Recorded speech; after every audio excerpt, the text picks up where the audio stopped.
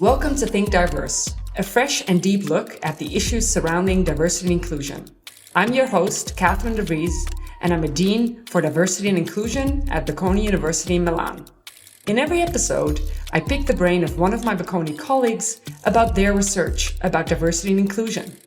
This all to understand how diversity manifests itself in our daily lives, our society, and our economy. In this episode, we talk about politics, more precisely about elections.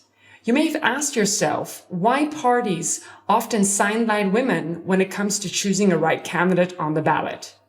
Julien Sauvagnat, associate professor at Bocconi University, might have an answer. A surprising link between a local gender pay gap and voter bias against women. Julien, thanks for joining us here at Think Diverse.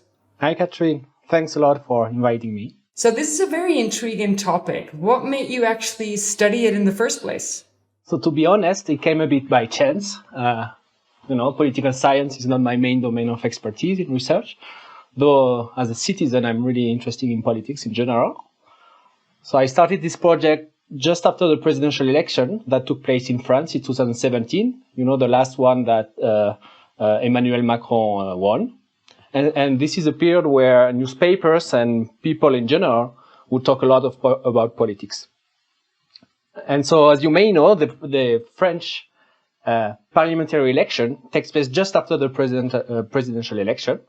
And so I read often online Le Monde, which is one of the main newspapers in France. And I found out a bit by chance an article just after the parliamentary election showing some numbers about the proportion of men and women in the French parliament. And so in this article, they mentioned that the share of women elected in the parliament improved a lot compared to previous elections, though that share was still below 50%. This fact is known, but what really caught my attention is that they were showing some numbers showing that women were more likely to be candidates in districts in which it was very hard for them to win. For instance, the left party were often choosing women to be candidates in electoral districts where historically the right-wing party would always win. And so this meant that even though there was initially a large share of female candidates running in this election, their probability of winning a seat in the parliament was smaller than for men. And I didn't really know this fact before reading this article.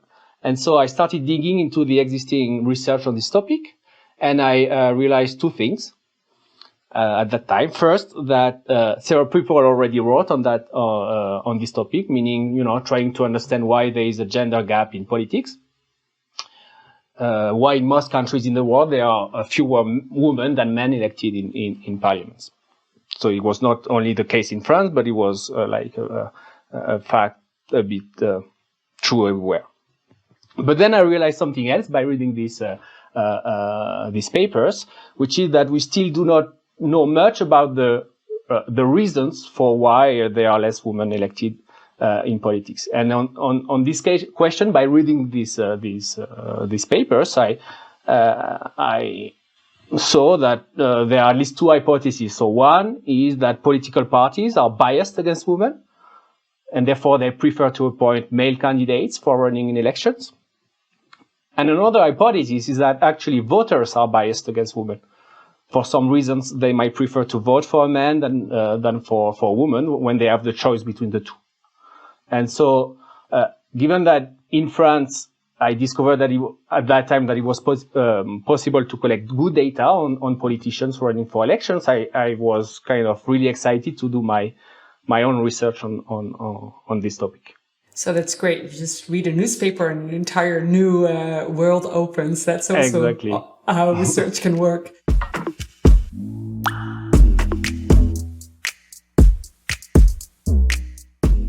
So one of the things that you find is that there seems to be a connection between the gender pay gap and the voter bias against women. Could you explain that a little bit?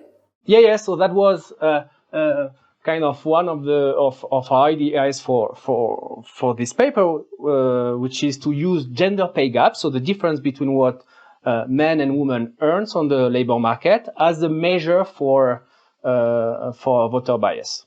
And because indeed one important challenge that we faced in our research and that, other researchers would face is that is actually not easy at all to measure voter bias against women. And first, a definition in some sense. By voter bias, I mean voters' beliefs or attitudes that would lead them to vote for a man rather than a woman, holding fixed all other characteristics. And it's not easy to measure voter bias against women precisely because people do not easily reveal their beliefs or attitudes to researchers. So one common measure, of course, comes from surveys where precisely some people are asked whether they believe or not that the typical question is, do you believe or not that men are better politicians than women? And so what you can do is to simply compute the fraction of people that believe that men are better politicians than women, and then see if in these regions women are less likely to be elected in politics than men. So when you do this, is what you find, and this gives some preliminary evidence in a sense that voter bias explains why there are few women elected in politics. But you see, this analysis is not fully convincing because this relationship could be driven by something else. So just to take an example, in countries in which women have poor access to university, the quality of female candidates in running for elections might be actually lower than the quality of male candidates. And this could explain why voters would say that men are better politicians than women, even though this has nothing to do with a bias or negative attitudes against women. And so to really provide convincing evidence that negative beliefs against women explains why there are fewer women in parliaments, one need to run a similar analysis, but holding fixed the education or more generally the quality or the experience of men and women who are running for elections. And so here came the kind of main idea of our paper. We wanted to compute a measure of negative attitudes of beliefs against women, but at a very granular level, meaning for each municipalities in France, because we are using data in France. And so, because when we have this measure of voter bias, which is very local, then we can check for the same female candidate running in a given district, whether that candidate obtained fewer votes in cities with higher voter bias against women.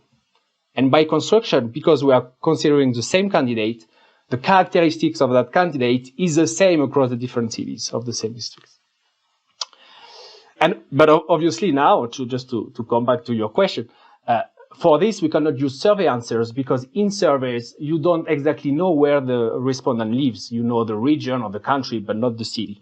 And so we had to think about a new measure of negative attitudes against women that we could compute at a very local level. And here we thought about these gender pay gaps, the difference between what men and women earn on the labor market. So here we are kind of building on a long tradition in economics that are precisely using these gender pay gaps as a measure of discrimination or negative attitudes against women, the difference in pay between men and women. And obviously, we also checked if whether it's true in the data that when in cities in which men earned more than women, indeed in these regions, voters are actually reporting that men are better politicians than women. So this is something that we found, and therefore we thought it was reasonable to measure indirectly the local preferences of voters with local gender pay gaps. Okay, so we took these gender pay gaps, and let me mention that one benefit of France is that we have the data to compute these gender pay gaps for each city because we observe the entirety of the labor force, and so we know exactly where each worker lives and how much they earn, and so we were able to compute these gender pay gaps for each city in France. So that was sounds like a huge data collection enterprise. So is there a particular number or statistic that kind of stood out that could illustrate this kind of effect of voter bias? At the end of the day, what we were doing is the following. We were estimating that for the same female candidates in a given political district, they were obtaining fewer votes in cities with higher gender pay gaps. And so the number that we find is the following. In a city where the gender pay gap is 10 percentage points higher than the national average, so man earns 10 percentage points more than women, the vote share obtained by female candidates in that city is 1 percentage point lower than in the rest of the district. So you might say 1 percentage point is not a lot, but it turns out that in around 20% of the elections, the final score between the last two candidates is between 49 and 51%, meaning that in these elections, a 1 percentage point difference would have led the female candidate to win in the absence of the voter bias. Okay, so this means that the voter bias against women has real effects in terms of electoral outcomes.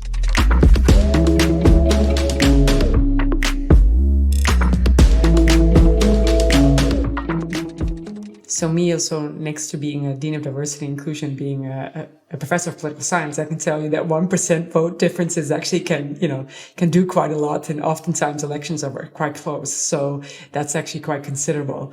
So now to kind of move into this, into these findings and the implications of these findings a little bit more. So would that mean, if there is this voter bias, and it's also considerable, that actually it's kind of a rational strategy for parties to sideline women as candidates on their party lists? Yeah, so this is a great question. So this is precisely what we wanted to know. We wanted to study then, the strategic reaction of political parties in a world in which voters are biased against women. And because we thought that probably political parties would have noticed that in some places voters have negative attitudes against female politicians. And we thought that maybe they would take it into account when selecting candidates in each district.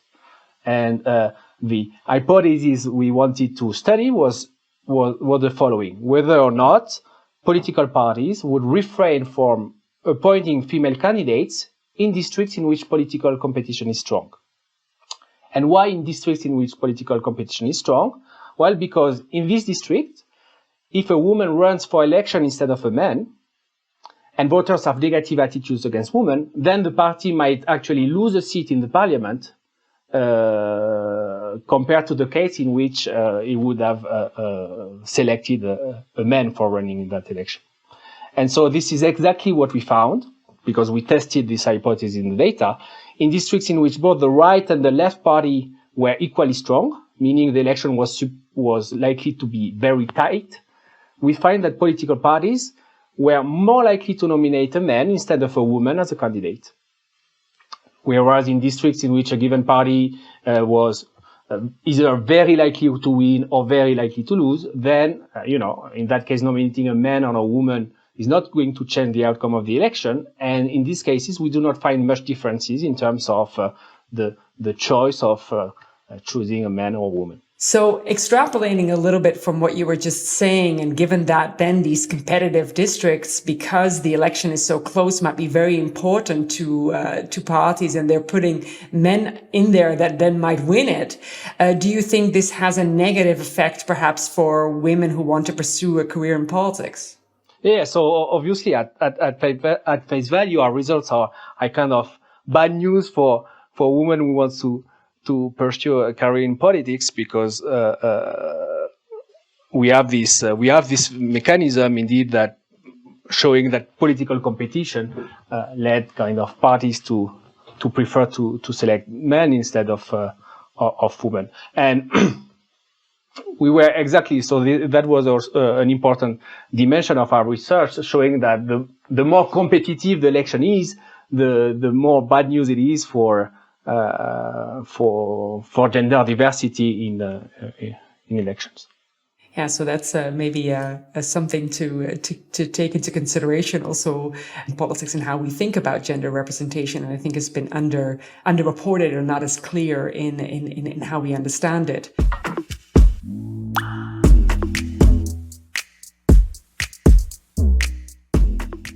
So you also then show, next to the competitiveness, you just show that in those areas where voter bias is high, which you then proxy or which you measure through this gender pay gap, that women are then less likely to be elected there. So does this mean that these, that we're going to see these places being bastions of male elections? Can we ever think about a situation in which that level of voter bias would change? You are right to point out that there is kind of potentially a vicious circle here, in the sense that higher gender discrimination makes it more likely for men to be elected in politics, and then in turn this might reinforce gender discrimination. So on this, by the way, one angle that we also investigate in this research is the role of gender quotas. And so gender quotas, they are useful because they push some more women into politics, but over time we also realized that this might not be enough if we want to obtain equal representation of men and women in politics. And another dimension that is important, I think, is thinking about also how to change, in some sense, people's attitudes or people's mentalities. And here I'm going to go outside a bit my research, but on this specific topic, you have some other studies that can make us a bit optimistic. So I think in particular about a study by Esther Duflo, one of the recent Nobel laureate, and her co-authors, of course, showing that in India, in fact, voters change their attitudes and their voting behavior once they have been exposed to female leaders, which means that attitudes and beliefs are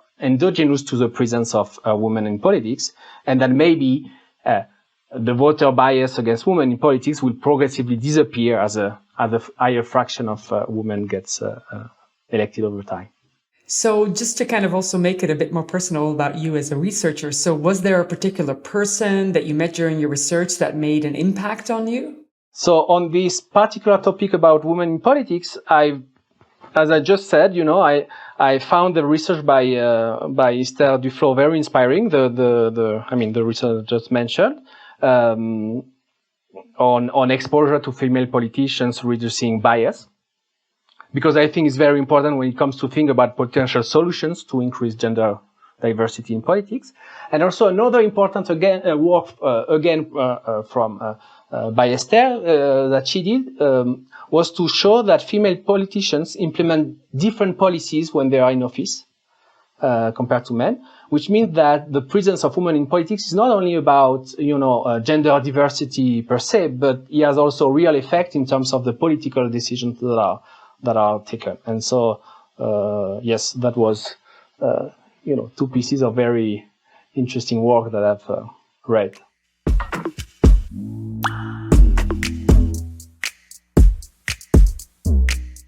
So that taken together kind of illustrates that maybe next to some intrinsic or moral commitment we might have to women in politics, there could even be just a strategic element to this, that we get different policies or policies for another set of voters. So you might think that it would be important for parties to counterbalance some of these dynamics that you have described. So what do you think parties can do?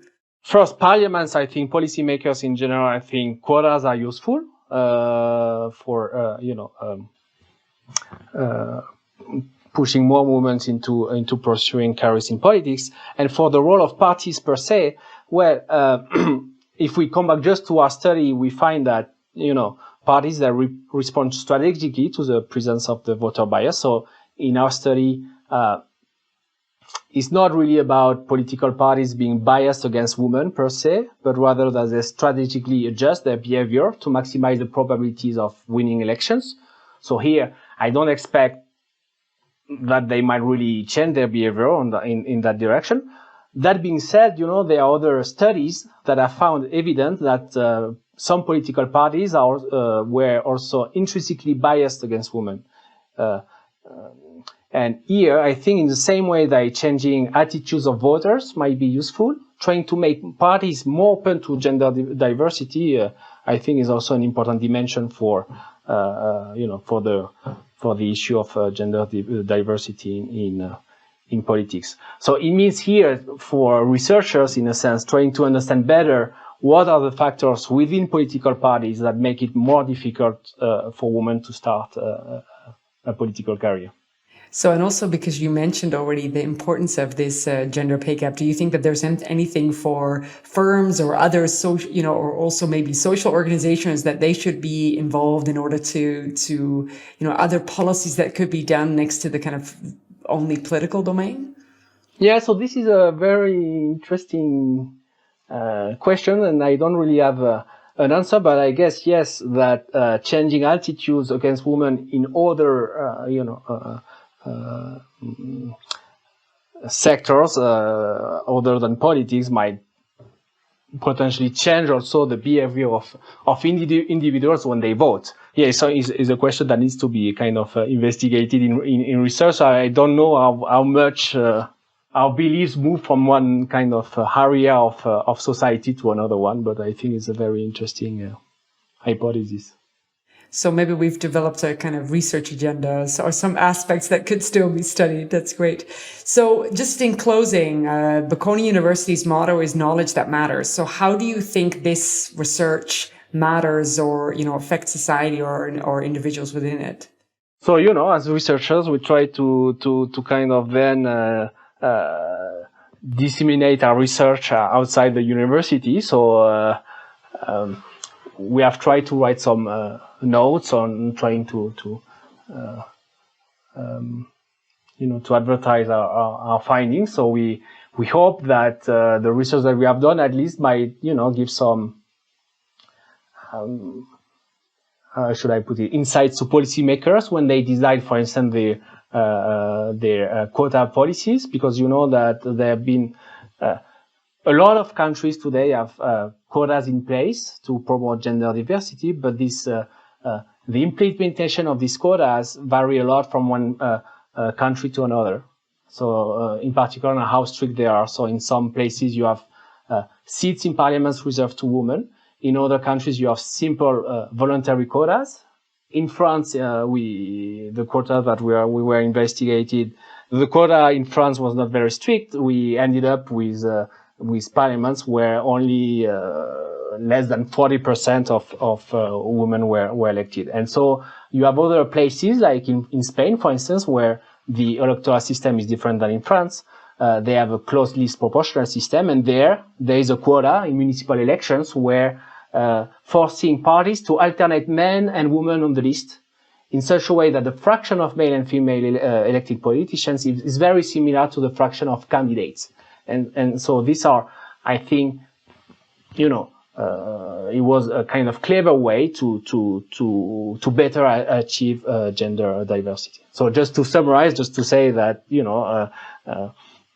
we hope in some sense that our research could help better design quota policies in favor of gender diversity. Great. Thank you so much, Julien, for taking the time. Thank you all for listening. This was Think Diverse, a podcast on diversity and inclusion from Bocconi University Milan.